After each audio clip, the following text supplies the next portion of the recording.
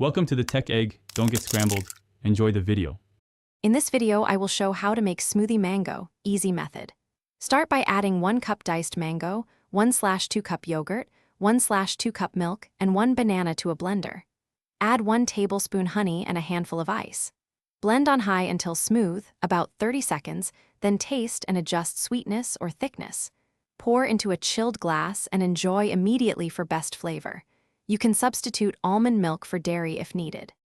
For a silky mango smoothie, pulse to break up fruit, then blend on high for at least 20 to 30 seconds until velvety.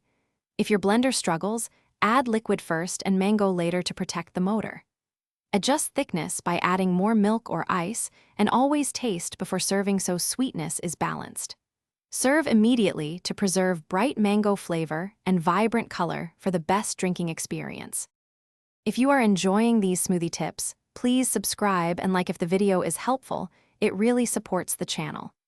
Quick recommendation: life's too short for cheap socks, go darn tough for comfort and a lifetime warranty.